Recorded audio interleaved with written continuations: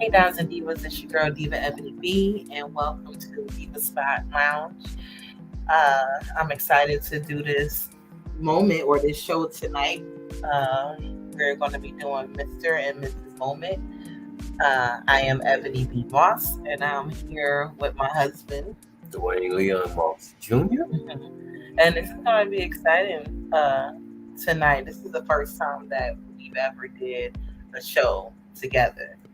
And we have been talking about it. I asked you about it and see how you feel with doing a moment or a segment with me where we talk about a few things because we've been through a lot. Yes, we have. So I thought this would be really cool for us to go on air. And if you guys are tuning in on Facebook or on Twitter or on YouTube, be sure to log in and you can comment on the screen and you can comment in the comment section and we'll put your comments up on the screen. If you have any questions or feedback, just feel free to do so. Positive vibes only. Just want to let you guys know that we are not licensed therapists. We are not relationship therapists. We are not marriage counselors or anything out there. We just want to share our perception and things and just share our journey with you guys and hope that it blesses you on today.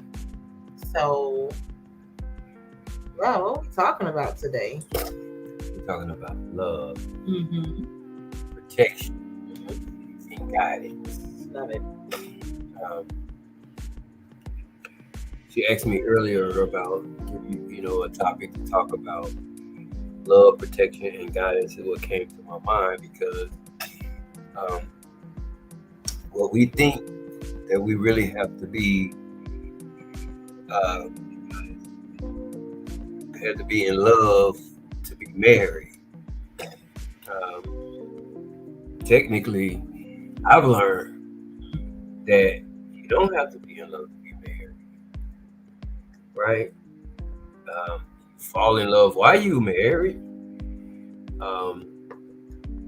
That's not the case with me and Ebony, but I was going to ask you, yeah, were you not in love with me when you get married? I was, but I learned later on that people don't marry for love. Oh, okay. You know what I'm saying? Okay. And some people don't marry for love, but they end up, loving each other even harder, even more. Like we can say arranged marriage in other countries. You know what I'm saying? Even here in America. Right. But they don't love each other. No. Sometimes they don't even like each other. What is that show that's out right now, which is like Married at First Sight? Yeah. Love at First Sight. Yeah. But people don't get that concept that there's such thing as a soulmate. And when you find that soulmate, somebody that your yin to your yang, you gotta swoop it up. You gotta, you know what I'm saying? You gotta bag it like real quick, like. But I mean, I'm just here to, like you say, put my perception on the deal. But I love the fact that me and yourself, we traverse through the day-to-day thing. Yeah, sure. You know what I'm saying? And we love each other, and we have each other back. We're a team, and we work as a team. And that is so awesome for me. So let me hear you.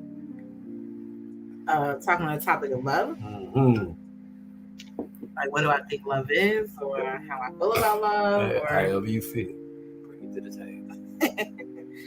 I mean, I feel like love has lots of aspects to it. I believe that people can be in love when they first get married. Like, I love this person, I'm in love with this person. But I think also once you get into it and get into the marriage, your love is definitely tested and questioned.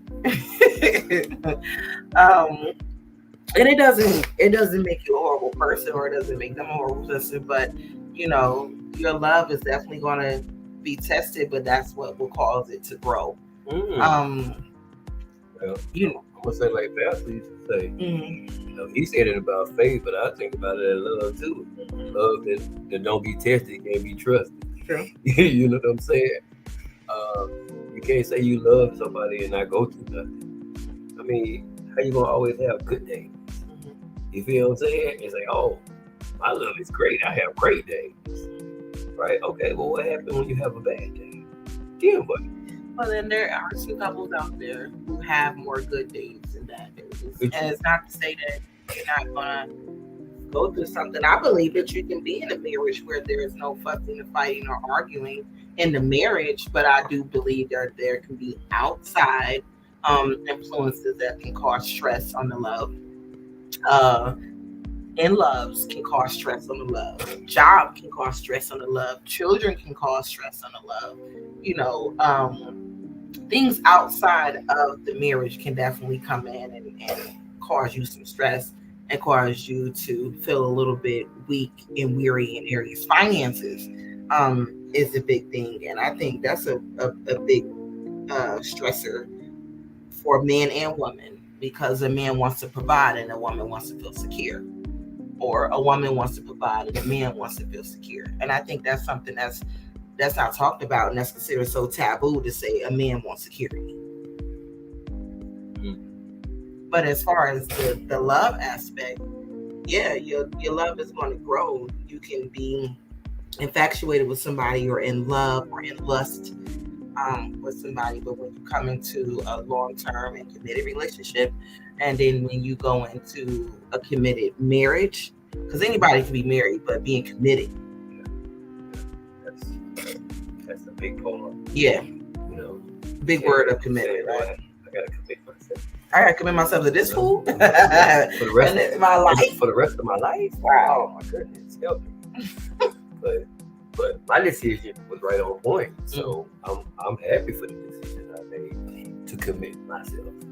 What was the toughest part for you? We going on 6 years now. What was the toughest part? What is one of the toughest part, or a love for you in this marriage?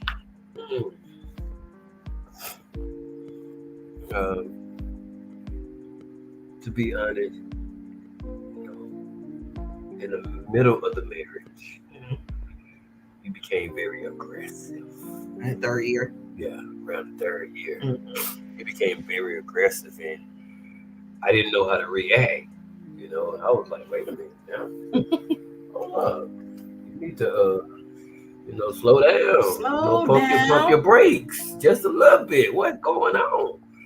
But, I kind of just watch you and try to learn your ways more than I had been before. And I said, okay, let me approach this a different way. You know what I'm saying? And the love allowed me to approach it different. You know what I'm saying? Without, scuffle, argument, or anything. You know what I'm saying? And we hadn't been great on communication, but we have communicated. Yeah. You know what I'm saying? So, as the marriage goes, we are learning. Yeah. And that's what it's all about. Marriage is a learning process. I understand that, but I can be married to you for 100 years and I still don't know everything about you. Yeah, that's very true. You feel what I'm saying? So, it's not the woe factor that surprises us, because we know we're not gonna learn everything about you. It's factual. So it's the what we already know. Like, well, what area did I become aggressive in the third year? Like, what was it?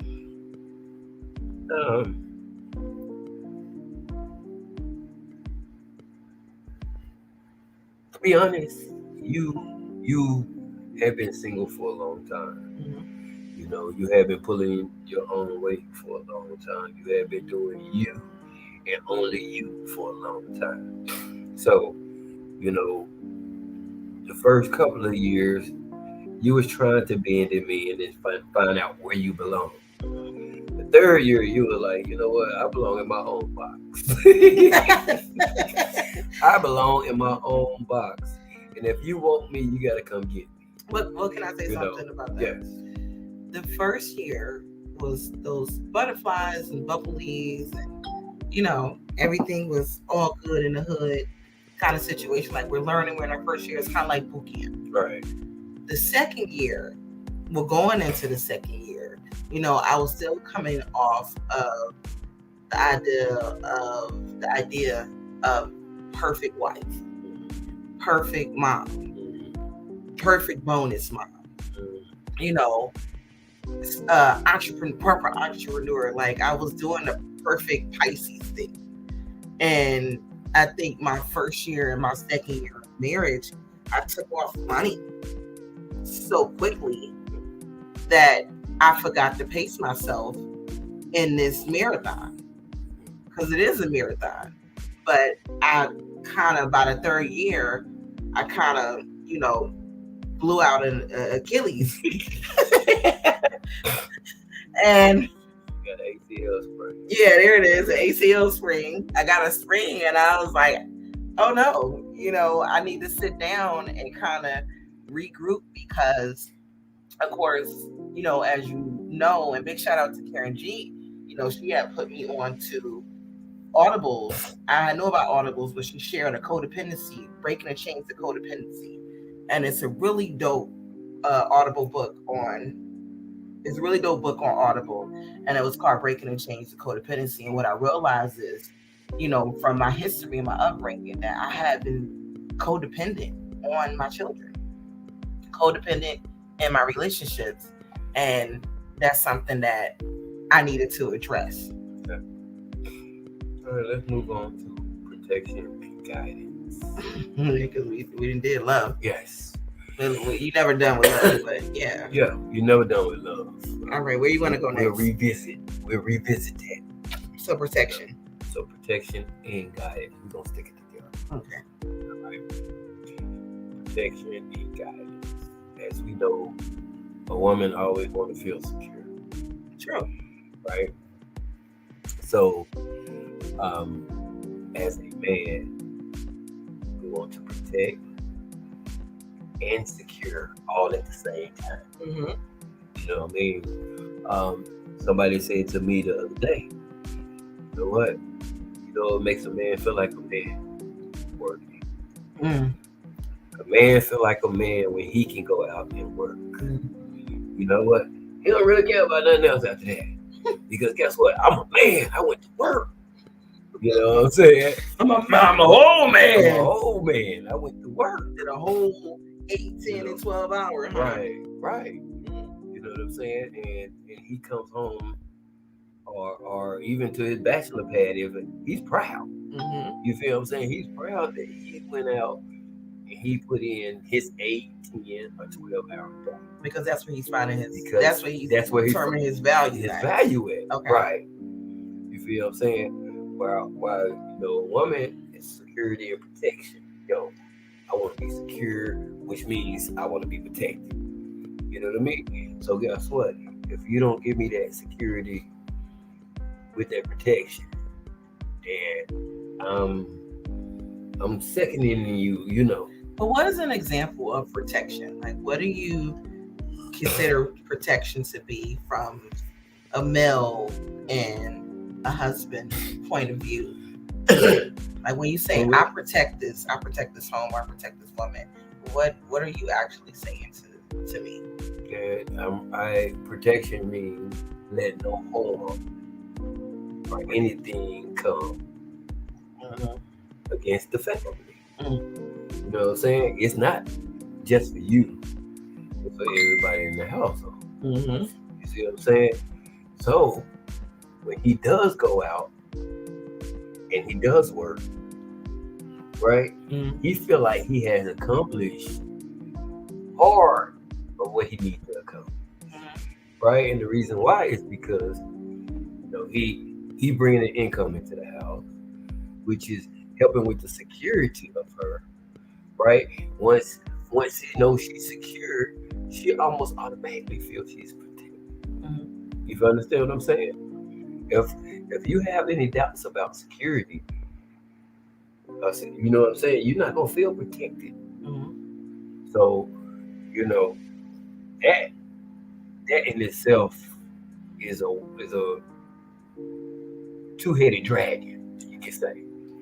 I mean, I definitely understand that, as far as him going out and making the money and, providing for the home, and she feels secure and feeling protected.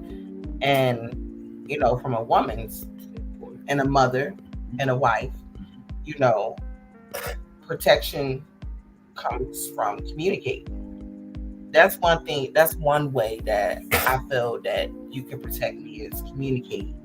Because, of course, you can bring in the money and take care of the bills. But if I'm sitting in this house and I don't know how to use a gun, or I don't know how to defend myself, or I'm not for sure how to, I don't have an exit plan, or those type of things. And it doesn't have to be from an intruder. It can be a house fire.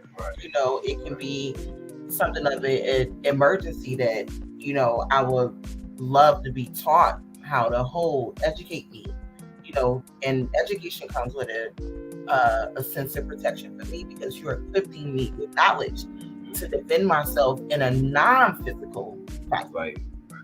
Because we do face non-physical fights, and it's kind of like I want to feel protected. Not to say that I can't protect myself, but let's just be real. We know how a woman can run off at the mouth, or I said what I said. Yeah. And then, but sometimes it's your husband giving you that wisdom. And I would say this, I've had to learn how to not just listen to what you're saying, but to hear it, you know, uh, marinate on it, digest it, and apply it, and not just think that you're just trying to say, oh, and sometimes it's just the way that you say it. But as far as protection, for me, it's more than having a beautiful home and having the cameras and the rings and the alarms, but it's what you put into the home for protection, how you equip me in the home, and I feel protected.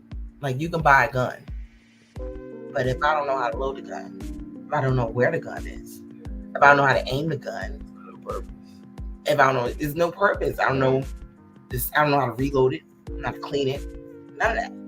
And I think that comes with, date nights. That's great to go out and spend that money on going to the shooting range. So protection for me is more of educating me and preparing me, for anything. It's not, you can't prepare me for anything, but at least you can give me some reaction knowledge. Right. Just in case, I come in a situation, I'm stunned, I really don't know what to do, and first thing I'm going to look for is my husband. But if you at work, right, how do I protect myself when you're at work?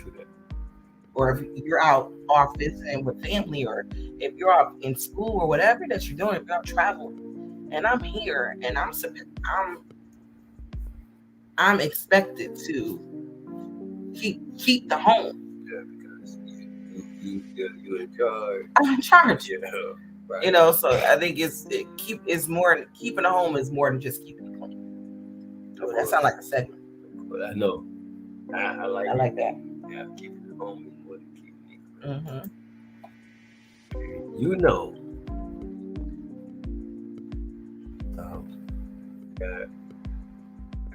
I can't leave without saying,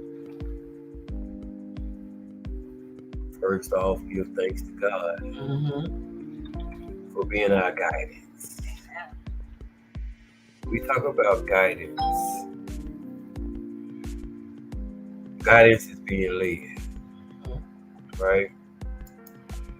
If you're not being led by the Holy Spirit, God, then I don't know where you're going. How does that work though? What if you are being led and being guided by God and being guided in the Holy Spirit, but your partner is not being led and being guided, but you are? Well, the Bible says also about this, right? Because your partner doesn't believe as you believe or hear the way you hear, don't push your partner off. Yeah. You know what I'm saying? But just keep doing what you're doing, because through you, they'll see. You know, and I got examples of that with you. Yes, you You know what I'm saying? You believe, but your belief wasn't as my belief. Mm-hmm. You know what I'm saying? But you seen and watched how I stood fast and was like, yo, what is you doing? You didn't hear what they just said? And I'm like, yeah, I heard it. So what you gonna do? I'm not doing anything. Why? Sure did. Why? Why? Because I already gave it to God. He taking care of it. And then when you seen the results, you was like, wow.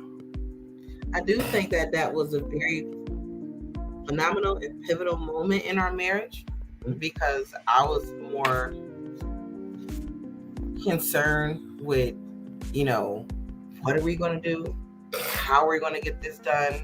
And for those who are listening, thank you for being here. You are now tuned in live to the Deep Spot Podcast Lounge, and I'm here with my incredible husband, Dwayne Moss Jr. Hello. And I am Ebony P. Moss, and we are having Mr. and Mrs. Moments right now. And we're talking about guidance, being guided. And there was a particular situation where we were in transition of housing, where we had to move out of an apartment and find another home. And I was very skeptical of certain things. And my husband was like, well, I'm going to depend on God, because it kind of seemed like there was a struggle with the credit score and with finances. And, we really had limited resources. And even to this day, it's whatever, 3 years ago, but it's still kind of the same format when you go out there looking for a place right now. Right. But my husband's like, I'm going to trust God. And I'm like, well, God bless the child who has their own. God bless the child who go out and work and till the land. And and we're kind of going back and forth. But I do think that was a really pivotal moment at that time, because you stood strong on what you believe, and you did not allow me to vary or shift your faith and your trust in God, that He was going to provide and make a way for not only yourself but your wife and your kids. So it was very great, because you just was like, listen, you can holler and scream and cry all you want to, but I'm gonna wait on the Lord. I don't know what you want to do. And you were done with it. And that actually restored, not restored my faith, but it just really took your faith to the next level. It did. Yes, it did. And what you said, it happened. Yeah. In a very beautiful way. I'm just happy that I could have been the light, because he could have told me and I could have said, no, she don't want it that way. She don't want it. You know what I'm saying? She don't want it that way. Wow. And I could have easily done it. Yeah. And say, she don't want it that way, so this is not the way we're going to do it. But I heard that little voice in my head that was like, nah, this the way I want you to do it. All right. And I think it needed to be done that way, because at that time we were in the third year of our marriage. Yes. Second year, third year. Third year. And at some point we stopped acting like family. Yes, we did. Yeah. Yep, we did.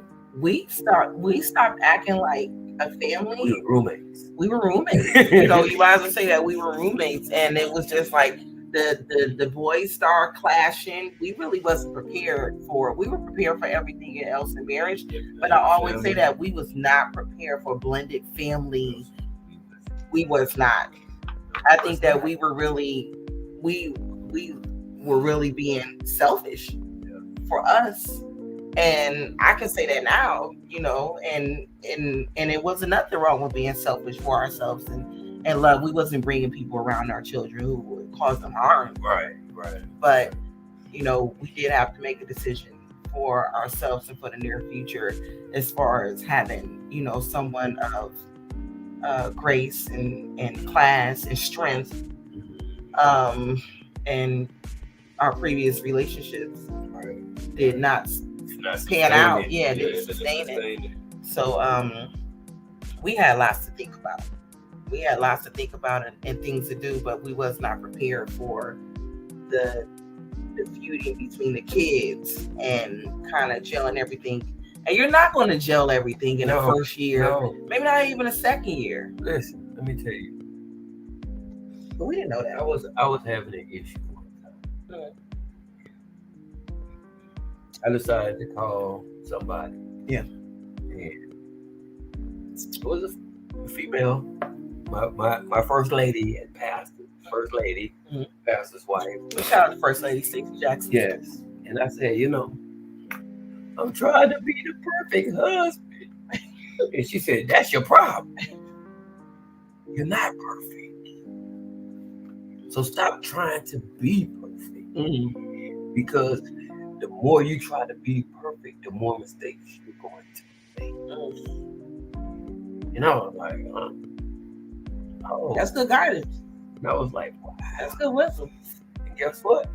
I called her because that little voice in my head, once again, God said, call First Lady. You feel what I'm saying? And she told me exactly what I needed to do here. You feel what I'm saying? Yeah. Yo, stop trying to be perfect. Nobody's perfect. If you're not Jesus Christ, then you can't be perfect. Because guess what? Your best is filthy rags. That's your best without him. So, what are you trying to do here? And I was like, wow, that makes so much sense. So, after that point, I stopped trying to be perfect, and I would just be me. You know what I'm saying? And that's all you got. And that's all I got, me, at the end of the day. And as I became me more and more, you begin to like, oh, I like him, flirting with me and whatnot. Hey, I like when you flirt with me, cool. But self-confidence is very sexy. It is self-confidence, and you being sure of yourself and who you are, and just being you, and not trying to be, perfect or a persona of what society says, because I think society, gets us jacked up and gets us in trouble a lot of times too, where we want to be this picture perfect family, and there's not such thing as a picture perfect family, a picture perfect marriage, and it says picture perfect. So kind of looking at that word picture perfect, now that I'm saying it. Now, a picture can be edited. Yeah, a picture can speak 1,000 words, but can also lie. Yeah, it can be edited. Yeah, it can. It can definitely be edited. But I think as far as guidance, and you're right, being guided by the Holy Spirit, being guided by prayer, being guided by forgiveness, being guided by fairness, being guided by something that's bigger than you, because your flesh man and flesh woman is going to come and destroy, and it's going to come with his ego. Yes. But being guided by God, because God is, he doesn't take sides. His main goal is to keep us together and for us to unite and flourish and recreate. I don't know if my mom and dad is listening, but I want to give a shout out to Lady Moss and Daddy Dapper, right? They give us great advice. All the time. They have been married for 46 years, and good counsel. Good counsel. Being guided by good counsel. Good counsel and great ground. They also believers in God, and they come from the scriptures and let us know this is the way that the scripture says. We don't care about how we feel. The scriptures say it's this way. And we kind of like, adapted that and just say, okay, this is how it's gonna be. And it's been a great road. Sometimes it's bumpy, but 9 times out of 10, the trip was great. You know what I'm saying? Yeah. The trip was great, and I couldn't ask for a better partner than you. Oh, okay. Thank you, honey. Show. That's super. I love that. And I feel the same way. We've been through some ups and downs, and we've been through some very high moments, and we've been through some very challenging moments. And I won't use the word low, because that's just not true. Yeah. But we've been through some challenging moments that has defined where we are right now, and being guided by good counsel is important in any relationship.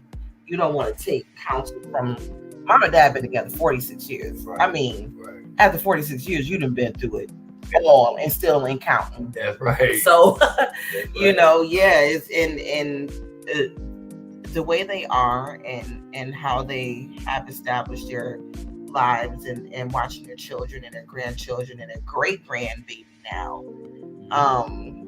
That's really exciting, but just the mere fact that they made it through so much together, and also a lot with their personal lives, health, finances, children, and family members as well. And that's what I think is important in any long-term relationship, long-term, short-term marriages and relationships. You need to get good counsel from people, from the elders, and from those who are experienced in marriage, and not bitter people. Because we got the Bitter Boy podcast, we got the Bitter Girl podcast, and I think this war between men and women is unnecessary.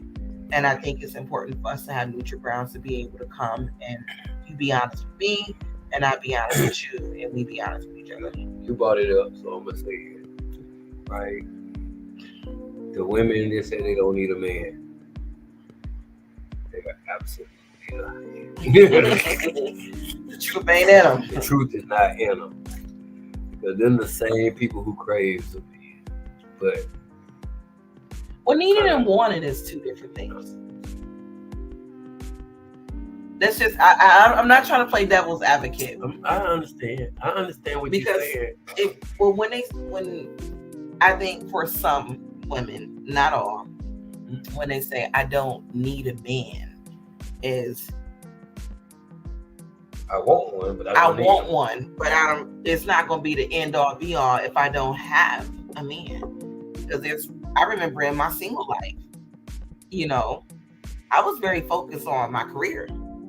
I was very focused on establishing, my home and establishing those things. And at that time, a man was not needed for what they consider to fix things around the house, or to fix the car, or to carry heavy things and stuff like that. That's awesome to have. Don't get me wrong. I love not having to, do a lot of car work, and I love the fact that you teach me about how to do things on the car or lifting heavy things, because I don't want to put, strain on your back. Yeah, the strain on my back and whatnot. But I will say that I need companionship. I need communication. I need to be cuddled. I need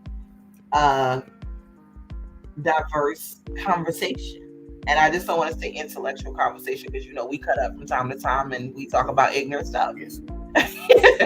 and that's okay, but I think the thing is what's so quote unquote, well, you need a man to take out your garbage, or you need a man to do this, do that, but technically we don't. But what we want is to be valued. But you would like a man.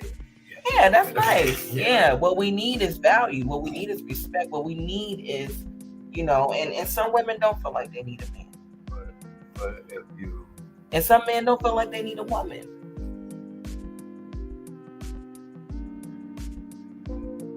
It is true though. and whatever they choosing. But yeah, I just think being guided by great values and principles and getting good guidance from experienced people and couples, it just makes a good difference. So I don't right to this music. She going up on a Tuesday in the club. It's a Tuesday. I can't. No, I don't. She done got choosy. This shit got choosy. Are you saying that what's wrong with having choices? There ain't nothing wrong with having choices. What I'm saying is, you know what I mean?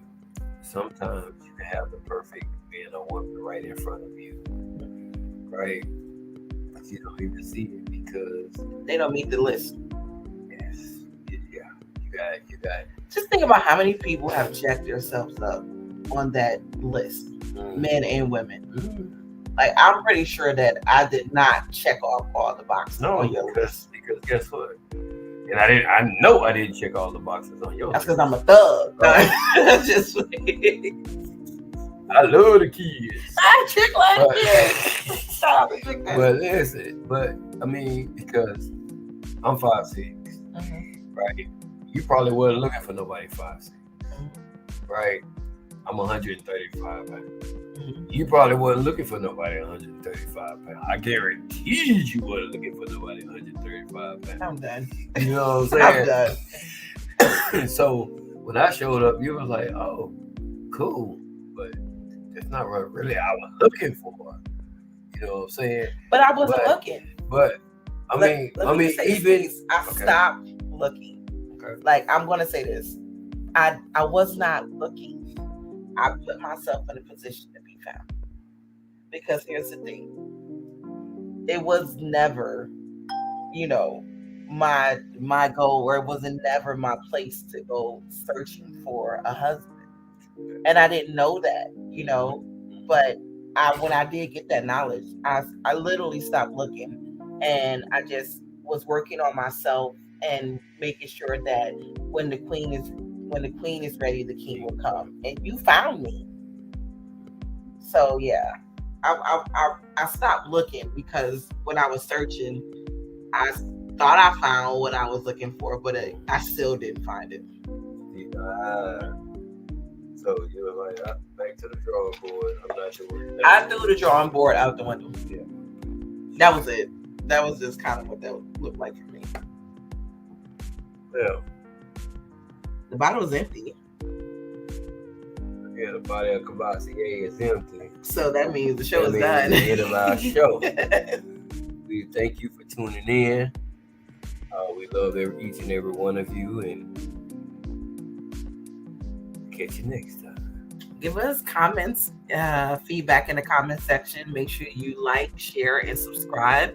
We really appreciate you being here, and we will be back very soon with Mr. and Mrs. Moss Moments. Keep God first, family second, and career third. Peace.